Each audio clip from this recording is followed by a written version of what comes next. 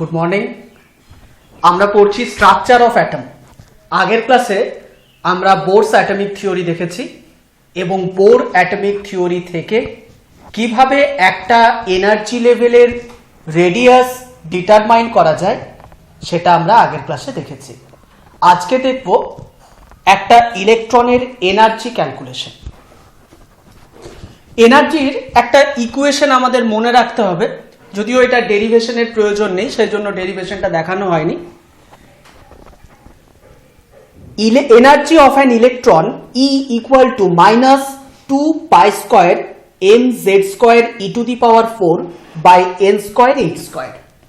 এখানে m হলো মাস of electron, z হলো নিউক্লিয়াসের মধ্যে থাকা number of proton, that is atomic number of that atom, E charge of electron, n আমরা জানি যে ফার্স্ট এনার্জি লেভেলের জন্য n এর ভ্যালু হবে 1, সেকেন্ড এনার্জি লেভেলের জন্য n এর ভ্যালু হবে 2, থার্ড এনার্জি লেভেলের জন্য n এর ভ্যালু হবে 3 অ্যান্ড সো অন। h হচ্ছে একটা কনস্ট্যান্ট, একে বলা হয় প্ল্যাঙ্ক কনস্ট্যান্ট। এইবার খুব সহজেই এটা দেখা যাচ্ছে যে এই z অ্যাটমিক নাম্বার এবং n এই দুটো টার্ম বাদ দিয়ে বাকি যেগুলি আছে সবাই constant. 2 pi square constant, m mass of electron constant, E charge of electron constant, H Planck's constant. এই সমস্ত কনস্ট্যান্টগুলিকে এক জায়গায় রাখা হয়েছে এবং এই ভ্যারিয়েবল দুটিকে আলাদা করা হয়েছে। এই কনস্ট্যান্টগুলির একটি ভ্যালু আছে, এটা আমাদের মনে রাখতে হবে, 2.178 into 10 to the power minus 18 joule into z square by n square. আর এই 2.178 into 10 to the power minus 18 joule, এটা হচ্ছে জুল পার, এটার ইউনিটটা হবে এনার্জির unit joule per atom.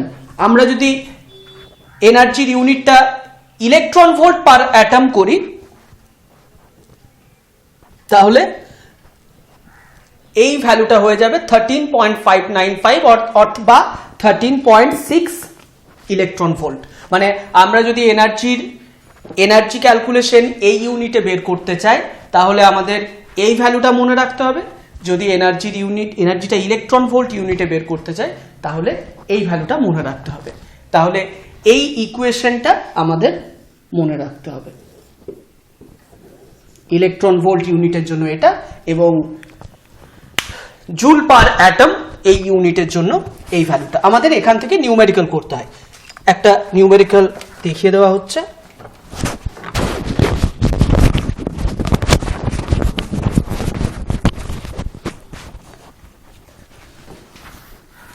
What is the energy of the electron in He plus in ground state? What is the energy of an electron in He plus in ground state? দেখো খুব সহজ।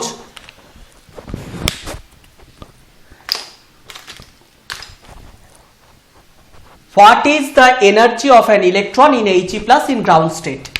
He plus এর কটা electron থাকে? He plus এর একটা electron থাকে। Helium atomic number 2, হিলিয়ামের দুটো ইলেকট্রন রয়েছে, He plus একটা ইলেকট্রন রয়েছে, He plus এর একটা ইলেকট্রন রয়েছে। সেই একটা ইলেকট্রন কোন এনার্জি লেভেলে থাকবে? দেখো এটা হলো নিউক্লিয়াস, মনে করো এটা নিউক্লিয়াস, এটা হলো কে সেল, এল সেল, এম সেল। আগের দিন দেখানো হয়েছে বোর অ্যাটমিক থিওরিতে বোর বলেছেন যে একটা অ্যাটমের মধ্যে অলরেডি ফিক্সড কিছু অরবিট থাকে, সেই অলরেডি ফিক্সড অরবিটগুলিকে কে এল এম এন এরকম নাম দেওয়া হয়েছে। আর যদি আমরা নামের পরিবর্তে এদের নাম্বারিং করতে যাই তাহলে যেহেতু এটা ফার্স্ট সেল 1, এটা 2, এটা 3 এরকম হবে। এই নাম্বারগুলোকেই বলা হয় প্রিন্সিপাল কোয়ান্টাম নাম্বার এবং এই নাম্বারগুলিকে আমরা এই n দিয়ে রিপ্রেজেন্ট করি। আগের ক্লাসে আমরা এগুলো ডিসকাস করেছি। যাই হোক, He প্লাস এর একটা ইলেকট্রন, সেই একটা ইলেকট্রন কোথায় থাকবে? সেই একটা ইলেকট্রন থাকবে ফার্স্ট সেলটিতে। আমরা পরে পড়ব যে ইলেকট্রন প্রথমে সবথেকে কম এনার্জি লেভেলে প্রথমে থাকে, মানে ইলেকট্রন প্রথমে সব থেকে কম এনার্জি লেভেলটা পছন্দ করবে, প্রথমে সব থেকে কম এনার্জি লেভেল ফিল আপ হয়, তারপর আস্তে আস্তে higher energy level fill up হতে থাকে। যাই হোক, শুধু এটুকু মনে রেখো, He প্লাসের একটা ইলেকট্রন, সেই একটা ইলেকট্রন থাকবে এই ফার্স্ট লেভেলটিতে, ফার্স্ট লেভেলটিতে একটি ইলেকট্রন থাকবে, আর ফার্স্ট লেভেলের জন্য n এর ভ্যালু হলো 1, তাহলে এই n এর ভ্যালু হলো 1। হিলিয়ামের ক্ষেত্রে অ্যাটমিক নাম্বার কত? 2, তাহলে z এর ভ্যালু হলো 2। তাহলে আমাদের এই ইকুয়েশনটিতে z এর ভ্যালু 2 বসাতে হবে, n এর ভ্যালু 1 বসাতে হবে। আর যদি আমরা এনার্জিটা ইলেকট্রন ভোল্ট পার অ্যাটমে বের করতে চাই, তাহলে এই ইকুয়েশনটিতে z এর ভ্যালু 2 বসাতে হবে, n 1 বসাতে হবে। খুব সহজ, বোঝা গেছে নিশ্চয়ই।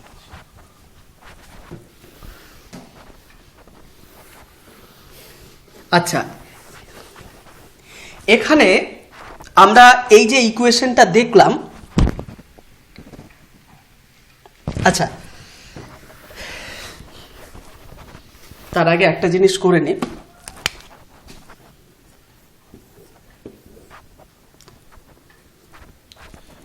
নিউক্লিয়াস, এটা হলো ফার্স্ট বোর অরবিট, এটার নাম দেওয়া হয়েছে কে, আর এটার ক্ষেত্রে n = 1। এটা সেকেন্ড বোর অরবিট, এটার নাম হলো L, n = 2।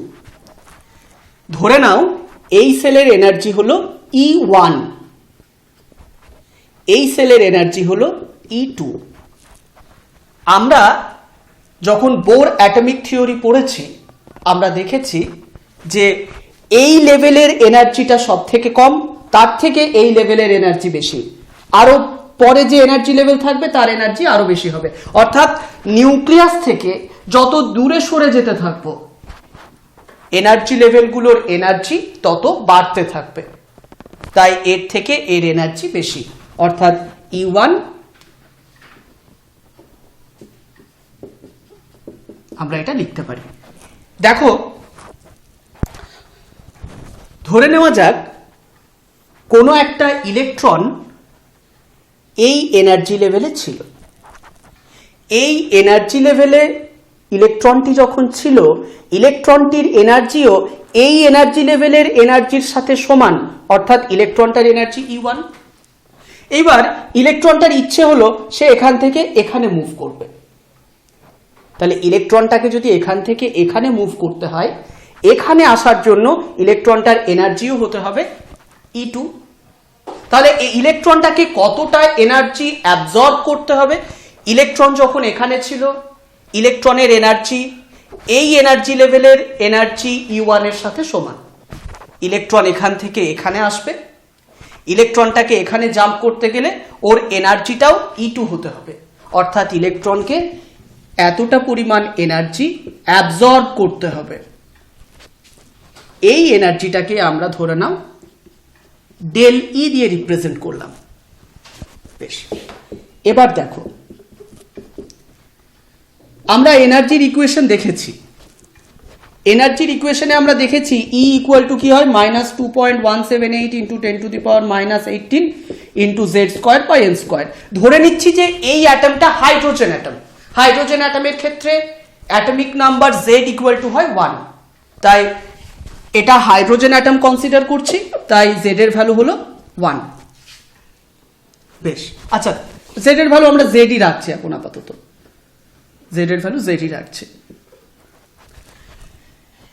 এইবার দেখো, মানে এটা হাইড্রোজেন অ্যাটম ধরছি না আর কি। যাই হোক, এনার্জির ইকুয়েশন হচ্ছে এটা। বেশ, তাহলে E2 এর জায়গায় আমরা লিখতে পারি -2.178 × 10⁻⁻18 × z² / n। E2 মানে এটা, n এর ভ্যালু 2, আমরা এটাকে n2 এভাবে লিখছি, ঠিক আছে। এটা E2 মানে আমরা n = 2 লিখেছিলাম যেটা, সেটা আমরা n2 হিসাবে আপাতত রিপ্রেজেন্ট করছি। মাইনাস E1 এর ভ্যালু হবে 2.178 × 10⁻⁻18 z² / n1², এটাকে n1 ধরা হলো। এবার দেখো, এই মাইনাস মাইনাসে প্লাস হবে, প্লাস হলে এটাকে আমরা আগে নিয়ে চলে আসবো, ∆E = 2.178 into 10 to the power minus 18 z square by n1 square minus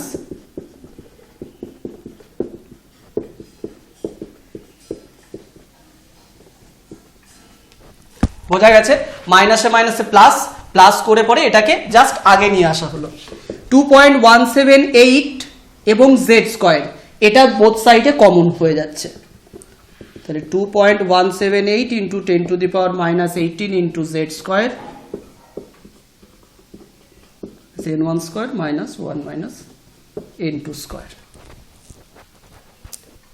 বা এটাকে এইভাবেও লিখবো 2.178 into 10 to the power minus 18 1 minus n1 square minus n2 square z square. আমাদের এই ইকুয়েশনটা মনে রাখতে হবে, ডেল এ। এই ইকুয়েশনটাতে আমরা এই ইকুয়েশনটার সিগনিফিকেন্স কি,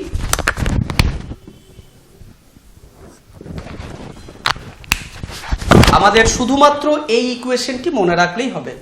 এই ইকুয়েশনটার সিগনিফিকেন্স কি, মানে ইলেকট্রন যখন এই লেভেল থেকে এই লেভেলে আসছে তখন এতটা পরিমাণ এনার্জি অ্যাবজর্ব হবে, আবার ইলেকট্রন যখন এই লেভেল থেকে নিচে নেমে আসছে তখন ঠিক এতটা পরিমাণ এনার্জি রিলিজ হবে। সাপোজ বলা হয়েছে যে হাইড্রোজেন অ্যাটমের ক্ষেত্রে একটি ইলেকট্রন সেকেন্ড লেভেল থেকে ফার্স্ট লেভেলে জাম্প করলো। হাইড্রোজেন অ্যাটমের ক্ষেত্রে একটি ইলেকট্রন, হাইড্রোজেন অ্যাটমের একটি ইলেকট্রন থাকে, সেটি সেকেন্ড লেভেল থেকে ফার্স্ট লেভেলে জাম্প করলো। তাহলে সেকেন্ড লেভেল থেকে ফার্স্ট লেভেলে জাম্প করলে এনার্জি রিলিজ হয়, কতটা এনার্জি রিলিজ হয় এই ইকুয়েশন থেকে বের করব। সেকেন্ড লেভেল থেকে ফার্স্ট লেভেলে এসেছে, অর্থাৎ সেকেন্ড লেভেল মানে এর ভ্যালুটা হয়ে যাবে 2, ফার্স্ট লেভেলে এসেছে এর ভ্যালুটা হয়ে যাবে 1, হাইড্রোজেন অ্যাটম অর্থাৎ জেড এর ভ্যালু হলো 1।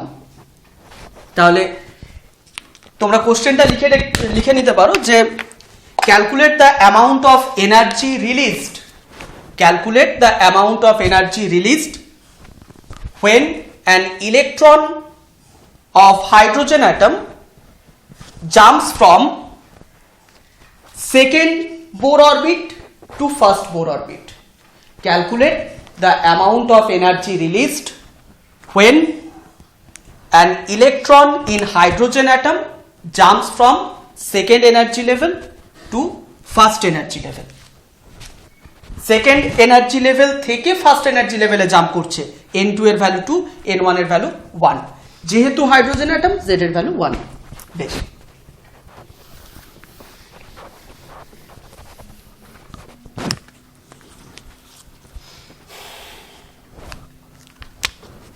এই ইকুয়েশনটাকে এখানে লেখা হচ্ছে।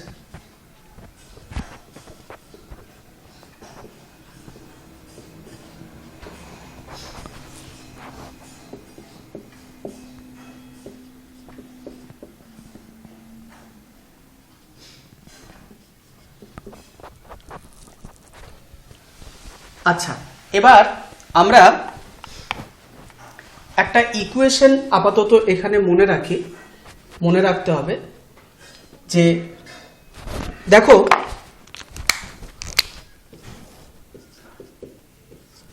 একটা ইলেকট্রন সাপোজ এই লেভেল থেকে এই লেভেলে জাম্প করলো, একটা ইলেকট্রন হায়ার এনার্জি লেভেল থেকে লোয়ার এনার্জি লেভেলে জাম্প করলো। ইলেকট্রনটা যখন জাম্প করবে তখন এনার্জি রিলিজ হবে, যে এনার্জিটা রিলিজ হয় সেটা একটা ইলেকট্রোম্যাগনেটিক রেডিয়েশনের ফর্মে বেরিয়ে আসবে, আর ওই ইলেকট্রোম্যাগনেটিক রেডিয়েশনের একটা ফ্রিকোয়েন্সি থাকে যাকে নিউ দিয়ে রিপ্রেজেন্ট করা হয়। দেখা গেছে ইলেকট্রন এখান থেকে এখানে জাম্প করার সময় যত বেশি পরিমাণ এনার্জি রিলিজ হচ্ছে ওই রিলিজড এনার্জির ফ্রিকোয়েন্সি তত বেশি হয়, অর্থাৎ ফ্রিকোয়েন্সি রিলিজড এনার্জির সাথে ডাইরেক্টলি প্রপোর্শনাল। আবার বলছি, ইলেকট্রন যখন এই লেভেল থেকে লোয়ার লেভেলে জাম্প করলো একটা এনার্জি রিলিজ হলো, এনার্জিটা ইলেকট্রোম্যাগনেটিক রেডিয়েশনের ফর্মে বেরিয়ে আসে। ওই ইলেকট্রোম্যাগনেটিক রেডিয়েশনের একটা সার্টেন ফ্রিকোয়েন্সি থাকে। এইবার ইলেকট্রন এই লেভেল থেকে হায়ার এনার্জি লেভেল থেকে লোয়ার এনার্জি লেভেলে জাম্প করার সময় যে এনার্জিটা রিলিজ হচ্ছে সেই এনার্জির পরিমাণটা যত বেশি, ওই এনার্জিটা যে ইলেকট্রোম্যাগনেটিক রেডিয়েশনের ফর্মে বেরোচ্ছে সেই ইলেকট্রোম্যাগনেটিক রেডিয়েশনের ফ্রিকোয়েন্সি তত বেশি। অর্থাৎ এনার্জি ফ্রিকোয়েন্সির সাথে ডাইরেক্টলি প্রপোর্শনাল। এবার ভ্যারিজার সাইনটাকে তুলে দিয়ে ইকুয়াল সাইন বসাতে গেলে একটা কনস্ট্যান্ট বসাতে হয়। এই কনস্ট্যান্টটাই হলো প্ল্যাঙ্ক কনস্ট্যান্ট, একে আমরা এইচ দিয়ে রিপ্রেজেন্ট করব। অর্থাৎ del E equal to H nu. H হলো প্ল্যাঙ্ক কনস্ট্যান্ট এবং নিউ হলো frequency of the electromagnetic radiation emitted when electron jumps from higher energy level to lower energy level। তাহলে আমরা ডেল ই এর জায়গায় দেখো এখানে এইচ নিউ লিখতে পারি। এই ইকুয়েশনটা আবার লিখছি।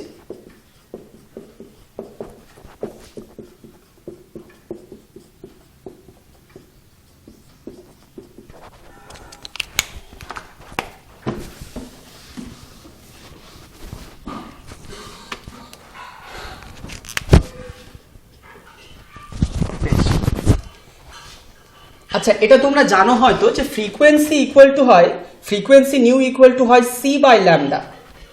এটা তোমরা নিশ্চয়ই লাইটে পড়েছো, ফ্রিকোয়েন্সি ইকুয়াল টু হয় সি বাই ল্যামডা, যেখানে সি হলো velocity of light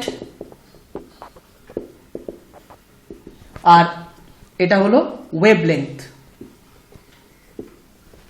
electron higher level থেকে লোয়ার লেভেলে জাম্প করলো, এই জাম্পিং এর সময় একটা এনার্জি রিলিজ হলো, এনার্জিটা ইলেকট্রোম্যাগনেটিক রেডিয়েশনের ফর্মে বেরিয়ে এলো। ওই ইলেকট্রোম্যাগনেটিক রেডিয়েশনের ওয়েভলেংথ হচ্ছে lambda.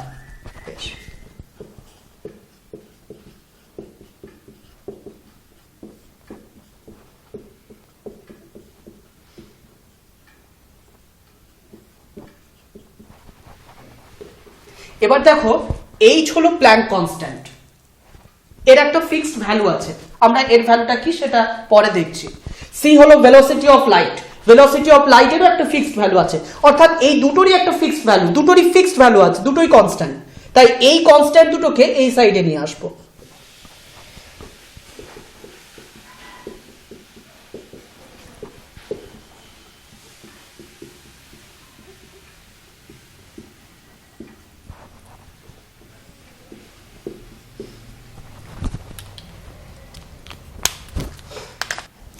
Applying Bohr's model, calculate the wavelength of the radiation emitted when an electron in hydrogen atom jumps from fourth level to first level।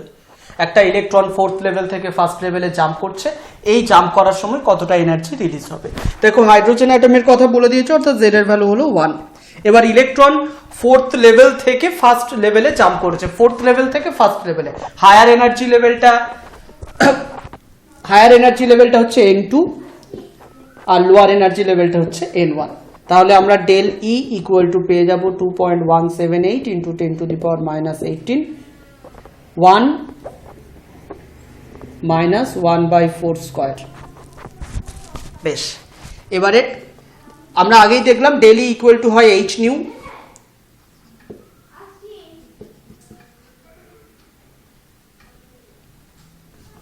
Del E equal to H nu 2.178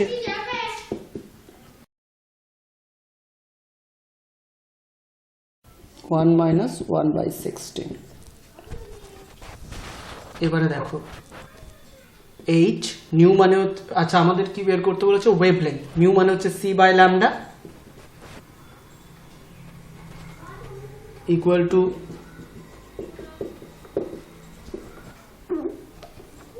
into 15/16। এবার H আর C দুটোই constant, constant হওয়ার জন্য এইদিকে নামিয়ে দিচ্ছি 2.178 into 10 to the power minus 18 into 15/16 by H into C. এই ভ্যালুগুলোকে এইচ আর সি এর ভ্যালু বসিয়ে পর 1 by lambda equal to 2.178 into 10 to the power minus 18 hc into 15/16। এই ভ্যালুটা আমরা দেখেছি 109677 into 15/16। এখান থেকে তোমাকে এটাকে রেসিপ্রোকাল করে ল্যামডাটা বের করতে হবে। এটাই হচ্ছে ওয়েভলেন্থ। ডাইরেক্ট তোমরা এই আমরা এই ইকুয়েশনটা বসাতে পারি। একটা ইকুয়েশন আমরা দেখলাম না, wave number equal to 109677 1/n1 square minus 1/n2 square into Z square. এই ইকুয়েশনেও আমরা n এর ভ্যালু 1, n2 এর ভ্যালু 4 বসিয়ে ওয়েভ নাম্বারটা বের করে নেব। আর ওয়েভ নাম্বার মানেই তো 1/ওয়েভলেন্থ, আর রেসিপ্রোকাল করে ওয়েভলেন্থ পেয়ে যাব। এই হচ্ছে নিউমেরিক্যাল। আমরা এনার্জির ইকুয়েশনে দেখেছি যে এনার্জির ইকুয়েশনটা ছিল এরকম, -2 pi square m z square e⁴ by n square h square. এনার্জির ইকুয়েশনে একটা নেগেটিভ সাইন রয়েছে। এই নেগেটিভ সাইনটার সিগনিফিকেন্স কি সেটা আমরা দেখব। নিউক্লিয়াস ফার্স্ট এনার্জি লেভেল, মনে করো ইলেকট্রনটাই ফার্স্ট এনার্জি লেভেলে আছে। ধরে নেওয়া হয় ইনিশিয়ালি ইলেকট্রনটা এই ফার্স্ট এনার্জি লেভেলে ছিল না। ইলেকট্রনটা এখান থেকে অনেক দূরে, নিউক্লিয়াস থেকে ইনফাইনাইট ডিস্টেন্স দূরে ইলেকট্রনটা একসময় ছিল। ওই ইনফাইনাইট ডিস্টেন্স থেকে সে আস্তে আস্তে নিউক্লিয়াসের দিকে এগিয়ে এসেছে এবং এখানে এসে সে এই অরবিটটিতে রয়ে গেছে। বোঝা গেল যে ইলেকট্রনটা এই ফার্স্ট অরবিটে আছে, আমরা ধরে নেব যে ইলেকট্রনটা ইনিশিয়ালি প্রথমেই এখানে ছিল না, সে এখান থেকে অনেক দূরে নিউক্লিয়াস থেকে ইনফাইনাইট ডিস্টেন্সে ছিল। এবং যখন সে নিউক্লিয়াস থেকে ইনফাইনাইট ডিস্টেন্স থেকে সে আস্তে আস্তে নিজের দিকে এদিকে এসেছে, নিউক্লিয়াসের দিকে এগিয়ে এসে সে এই ফার্স্ট অরবিটে রয়ে গেছে। বেশ, এবারে দেখো, আমরা আগেই দেখেছি যে ইলেকট্রনটা negative charge, nucleus positive charge, একটা ফোর্স অফ অ্যাট্রাকশন আছে। ফোর্স অফ অ্যাট্রাকশনের জন্য এর এখানে গিয়ে পড়ে যাওয়া উচিত ছিল, যাতে পড়ে না যায় সেজন্যই রাদারফোর্ড প্রপোজ করেছিলেন যে ইলেকট্রনটা এইভাবে নিউক্লিয়াসের চারিদিকে রোটেট করছে। আর ইলেকট্রনটা এই নিউক্লিয়াসের চারিদিকে রোটেট করার জন্যই ওর মধ্যে কাইনেটিক এনার্জি এসেছিল। তো ইলেকট্রনটা যদি নিউক্লিয়াস থেকে ইনফাইনাইট ডিস্টেন্স দূরে থাকে, তাহলে নিউক্লিয়াসের কোনো ফোর্স অফ অ্যাট্রাকশন তো ওই ইলেকট্রনের উপর কাজ করছে না। আর নিউক্লিয়াসের ফোর্স অফ অ্যাট্রাকশন কাজ করছে না বলে একে রোটেট করারও প্রয়োজন হচ্ছে না। তাই সেই সময়ের এনার্জিটাকে আমরা জিরো ধরে নিতে পারি। অর্থাৎ আমরা ধরে নেব যে ইলেকট্রনটা যখন ইনফাইনাইট ডিস্টেন্সে ছিল তখন ইলেকট্রনটা এনার্জি জিরো। এবার আস্তে আস্তে সে নিউক্লিয়াসের দিকে এগিয়ে আসছে। এই নিউক্লিয়াসের দিকে যখন সে এগিয়ে আসছে, সে নিজের এনার্জি খরচ করে নিউক্লিয়াসের দিকে এগিয়ে আসছে। তো নিজের এনার্জি খরচ করে সে যদি নিউক্লিয়াসের দিকে এগিয়ে আসে, নিজের এনার্জিটাও কমতে থাকবে। ইনফাইনাইট ডিস্টেন্সে ওর এনার্জি ছিল জিরো। সে যদি নিজের এনার্জি খরচ করে এদিকে আসতে থাকে, নিজের এনার্জি কমতে থাকবে, অর্থাৎ এনার্জি জিরো থেকে কমে নেগেটিভ হয়ে যাবে। সেই জন্যই যখন সে এখানে আসে তখন এনার্জি নেগেটিভ হয়। ইলেকট্রনটা মানে দেখো, ধরে নাও এটা ফার্স্ট অরবিট, এটা সেকেন্ড অরবিট, এটা থার্ড, এটা ফোর্থ। ইলেকট্রন ইনফাইনাইট ডিস্টেন্সে রয়েছে। ইনফাইনাইট ডিস্টেন্সে যখন সে রয়েছে তখন তার এনার্জি জিরো। এবার সে ইনফাইনাইট ডিস্টেন্স থেকে নিউক্লিয়াসের দিকে আসতে শুরু করলো। যখন সে নিউক্লিয়াসের দিকে এগিয়ে আসছে তখন ও নিজের এনার্জি হারিয়ে ফেলছে। এনার্জি ছিল জিরো, এনার্জি হারিয়ে ফেলছে, অর্থাৎ এনার্জি নেগেটিভ হচ্ছে। যত এদিকে আসছে তত নেগেটিভ হচ্ছে। ধরো এই সেলে যতখানি নেগেটিভ হবে, যদি সে এই সেলে আসে, ওকে তো আরো বেশি কাছে আসতে হচ্ছে, আরো বেশি কাজ ওয়ার্ক ডান করতে হচ্ছে, আরো বেশি এনার্জি রিলিজ করতে হচ্ছে। তাই এই সেলে এনার্জি আরো বেশি নেগেটিভ, এই সেলে আরো বেশি নেগেটিভ, এবং এখানে সব থেকে বেশি নেগেটিভ মানে এনার্জি এখানে সব থেকে কম। সেই জন্যই ফার্স্ট লেভেলের এনার্জি সব থেকে কম হয়। আর এই ফার্স্ট লেভেলটাকে বলা হয় গ্রাউন্ড স্টেট। ফার্স্ট লেভেলকে আমরা গ্রাউন্ড স্টেট বলি।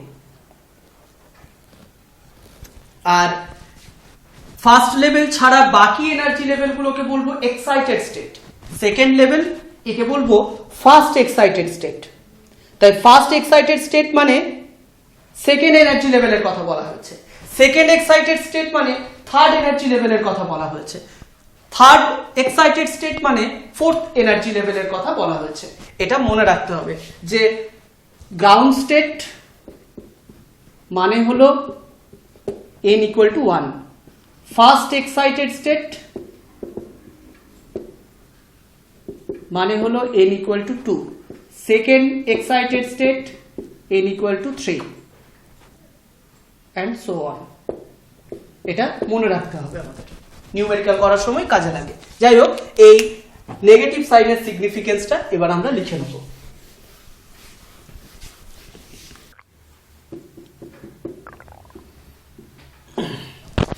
When an electron is at infinite distance from the nucleus, there is no force of attraction between the electron and the nucleus.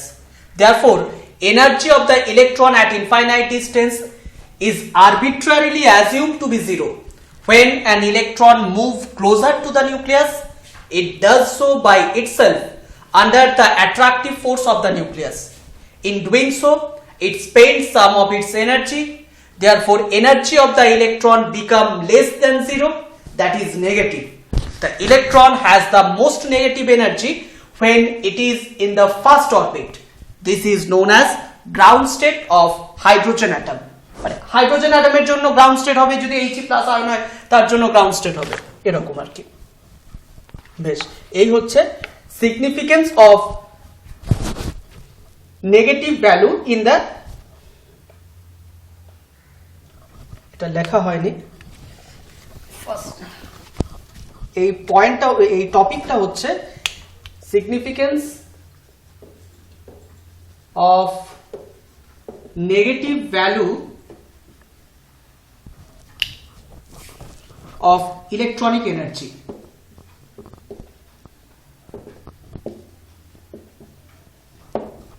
Significance of negative value of electronic energy of hydrogen atom লিখে নিতে পারি। আসলে আমাদের বইতে যেগুলো দেওয়া থাকে সব হাইড্রোজেন অ্যাটমের রেসপেক্টেই আমাদের করতে হবে, সেই জন্য। যাই হোক, এটা হচ্ছে সিগনিফিকেন্স। আচ্ছা, আরেকটা জিনিস, এটা তোমরা লিখে নেবে নিশ্চয়ই, আরেকটা জিনিস তোমাদের মনে রাখতে হবে, সেটা হলো, এটা ইকুয়েশন থেকেও, এই ইকুয়েশনটা আমরা জানি যে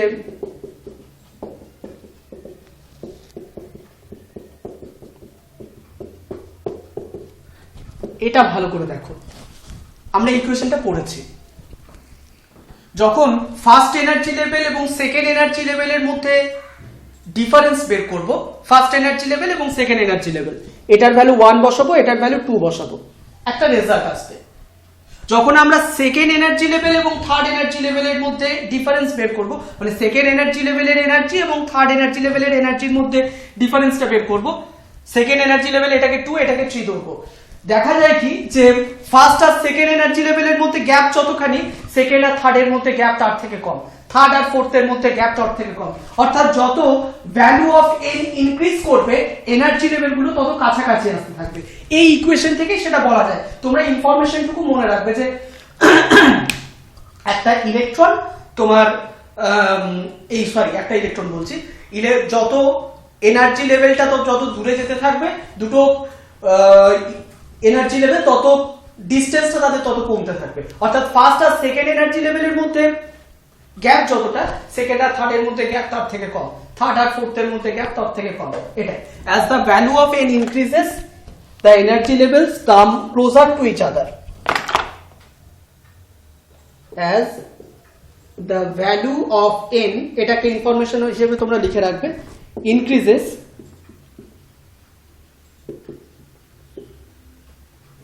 energy levels come closer to each other. অর্থাৎ ধরো এটা nucleus, first energy level, second energy level, third energy level, এমনটা নয় যে ফার্স্ট আর সেকেন্ডের মধ্যে যা গ্যাপ হবে সেকেন্ড আর থার্ড এর মধ্যে তাই গ্যাপ হবে, তা কিন্তু নয়। ফার্স্ট আর সেকেন্ডের মধ্যে যা গ্যাপ, সেকেন্ড আর থার্ড এর মধ্যে গ্যাপ তার থেকে কম, থার্ড আর ফোর্থ এর মধ্যে গ্যাপ তার থেকে কম। এই ব্যাপারটা ঘটবে, এই ইনফরমেশনটা তোমরা মনে রাখতে পারো।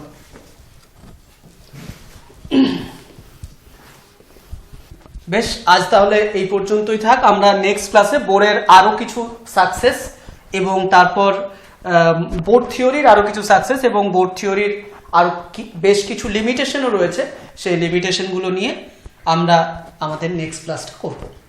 Thank you.